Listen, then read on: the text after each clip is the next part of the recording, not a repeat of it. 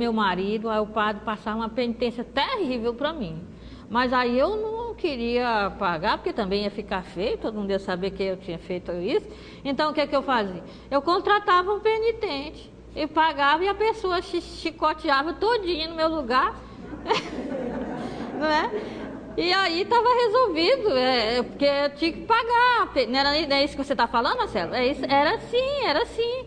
Então aí eu pagava o penitente, existia penitente profissional, gente, pessoal masoquista, era ótimo, sentia prazer e ainda ganhava dinheiro, porque sente prazer com a dor, ganha dinheiro. E tinha gente que ficava rico, pagando penitência no meu lugar. Quanto mais pecador eu fosse, mais tem a gente que lucrava. E a questão da consciência do pecado não purificada, assim, a Margarida vai lembrar, a gente estava conversando um dia com um padre amigo nosso, e ele comentando assim, desses grupos, né, mais pentecostais. Geralmente o coordenador de determinado grupo vem trazendo as ovelhinhas para confessar, né? E ele contando, gente, eu não aguento mais toda semana confessar a mesma pessoa com os mesmos pecados.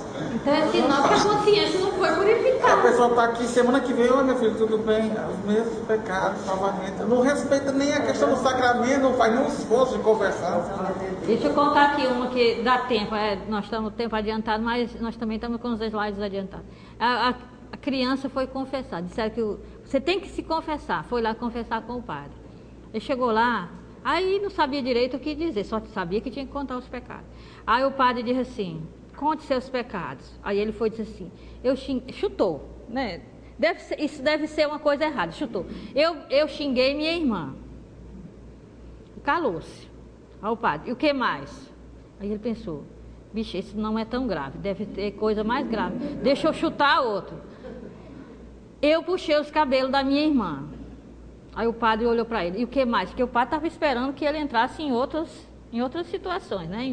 Em outros pecados. Ele disse assim, eu dei um murro na minha irmã. Aí o padre disse, e o que mais? Ele disse, Maria, padre, o senhor quer que eu mate a minha irmã?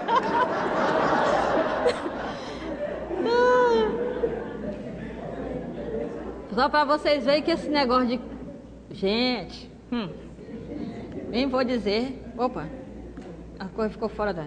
Então ele vai citar o Salmo 40, ele vai usar o texto grego do Salmo, que é no texto grego é o Salmo 39, né? E ele vai usar o Salmo 40, porque o Salmo 40 vai dizer, olha, eu nunca quis sacrifício. Aí o Salmo 40 vai citar todos os tipos de sacrifício. Todos os sacrifícios levíticos eles se resumem em 4 grupos. Né? E aí o Salmo 40 vai e menciona os 4 grupos. Tem as ofertas vegetais, as de pecado, as de comunhão, etc. Né?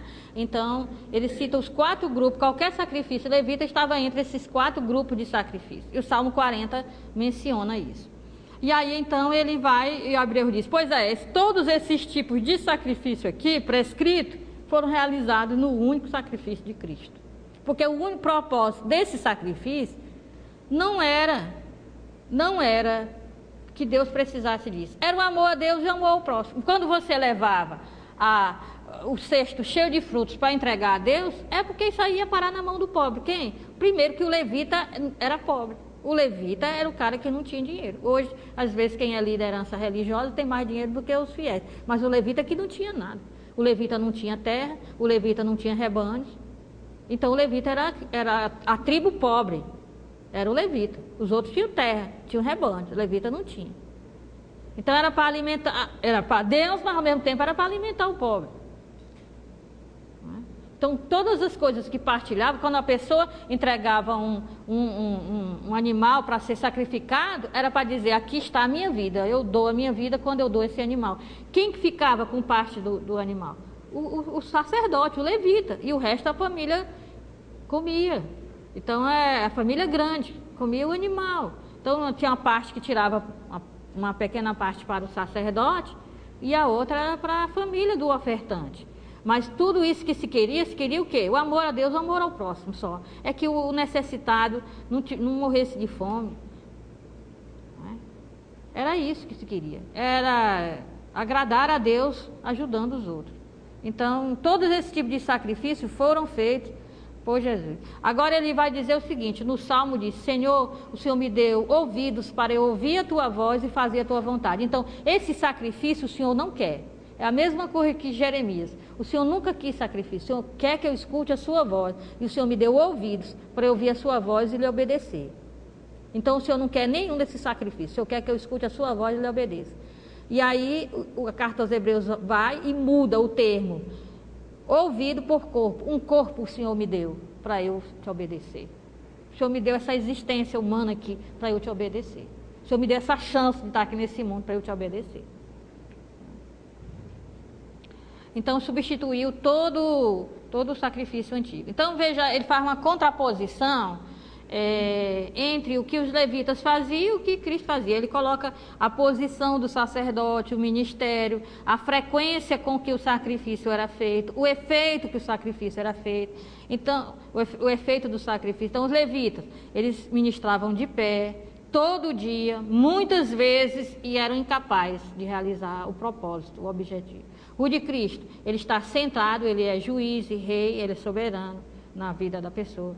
Ele está aguardando o fim da história, está aguardando que se cumpra, que todos nós possamos crescer e estar lá diante dele, não é? Para que ele possa nos aprovar, o discernir, o julgar. Às vezes tem uma coisa horrível na Bíblia, o termo julgar, mas o julgar quer dizer ser aprovado, se está tudo bem, não é? Então imagina se alguém vai entrar em pânico com a formatura. Ai meu Deus, eu vou me formar, Deus me livre. Não, se você vai estar formando é porque você está sendo aprovado, você chegou ao ponto, né? Você vai ser julgado, aprovado.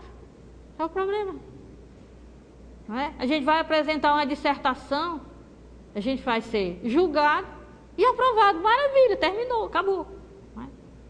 Então a pessoa acha que sempre ser julgado é ser posto no inferno. Que é isso, gente?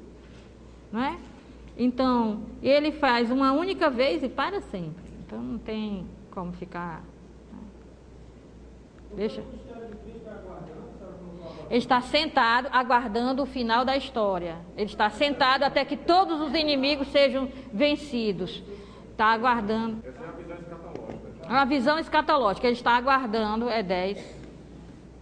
Né? Ele está aguardando que todos os inimigos sejam vencidos. Quer dizer, os inimigos do ser humano que poderiam, todos os impedimentos de que o ser humano chegue ao seu termo, né? Ele não está... o exercício do sacerdócio dele é aguardar. É um dos exercícios do sacerdote, é aguardar. 10, de 11 a 14.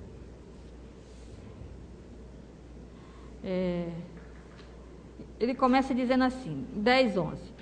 E ao passo que cada sacerdote se põe cada dia de pé a fim de cumprir suas funções e oferece com frequência os mesmos sacrifícios que são definitivamente incapazes de eliminar os pecados, ele, Jesus, pelo contrário, depois de ter oferecido pelos pecados um sacrifício único, senta-se para sempre à direita de Deus e espera e aguarda que no futuro seus inimigos sejam reduzidos a servi-lo de escabelo para os pés, certo? De fato, por uma única oblação levou para sempre à perfeição os que santificou.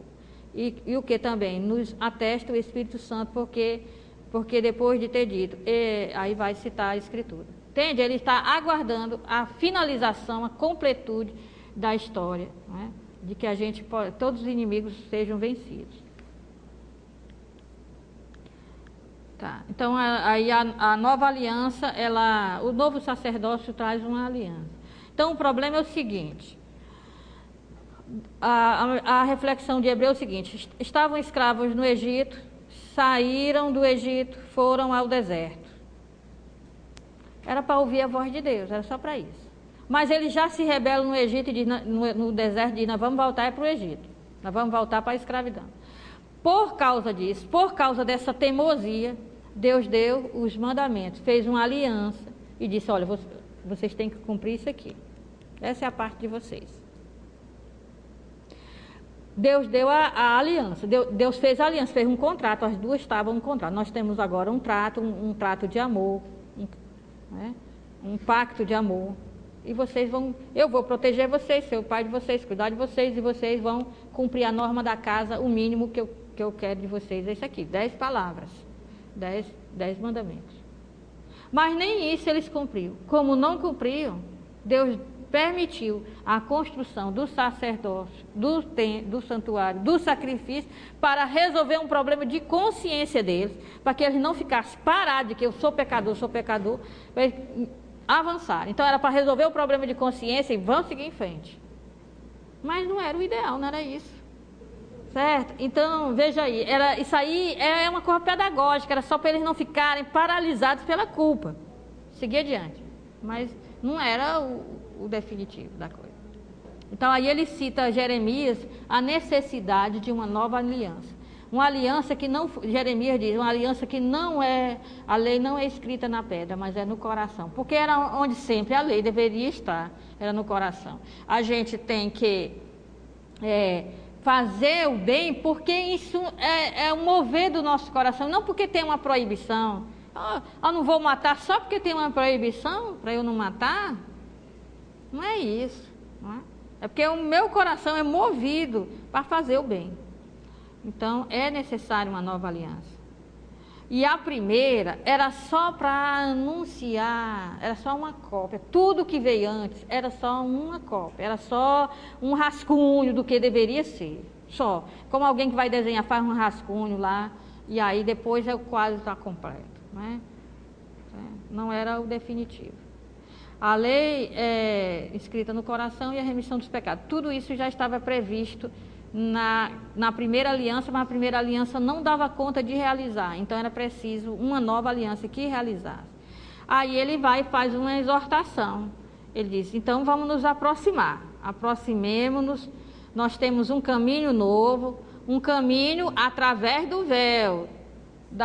Por quê? Porque o Cristo atravessou o véu, agora o véu é a humanidade. Ele atravessou a nossa humanidade. Então, quando os evangelhos dizem assim, o véu do templo se rasgou, está dizendo, a separação acabou. A gente só não avança se não quiser. Né? Então, a humanidade dele acaba essa separação. Isso é um tema paulino. Ele diz que em Cristo não há judeu, nem grego, escravo, livre, homem, mulher. Esse tipo de distinção não existe, porque o que ele entra é na nossa humanidade, seja que humanidade for. Essas distinções não têm valor. Se compara com Cristo e o cristão. O sacerdote de Cristo é sentado, mas o cristão é em movimento ainda, né? Não, você tem que entender o seguinte, ele faz uma contraposição entre o sacerdócio levita e o sacerdócio de Cristo. O sacerdócio levita fica o tempo todo de pé, matando o animal, tratando daquele sangue e tudo. O sacerdócio de Cristo é de soberania. Sentado quer dizer, ele está sendo soberano, reinando sobre as nossas vidas. É nesse sentido. E a do cristão, vai falando de nós, do cristão. Qual é o nosso sacerdócio? É a mesma coisa do sacerdócio de Cristo. É mostrar a soberania de Cristo sobre essa criação.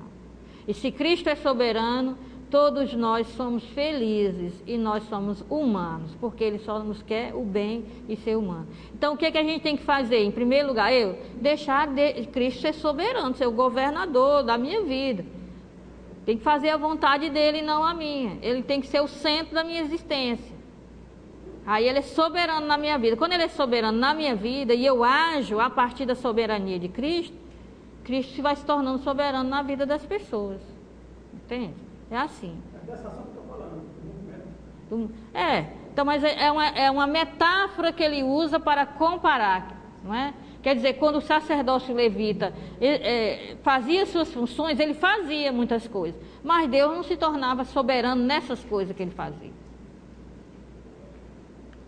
Então aqui é o final, me mandaram pela internet, escanearam, essa figura veio de Campo Grande, eu tive em Campo Grande recentemente, e uma amiga minha disse, mandaram essa figura para você, eu escaneei, estou te mandando, a Beth mandou a figura.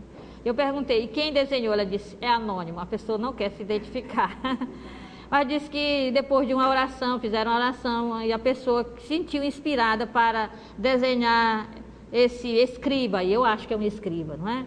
Então um homem muito apressado, um pouco cansado, mas um pouco feliz, um pouco em paz, é assim que eu vejo, tendo como principal, que está à frente, né, o que ele quer levar não é a si mesmo, mas um pergaminho, uma palavra, né, e parece em movimento, e parece apressado. Eu acho que realmente tem muita coisa a ver comigo e com a carta aos Hebreus. E eu queria terminar com o trecho da carta aos Hebreus.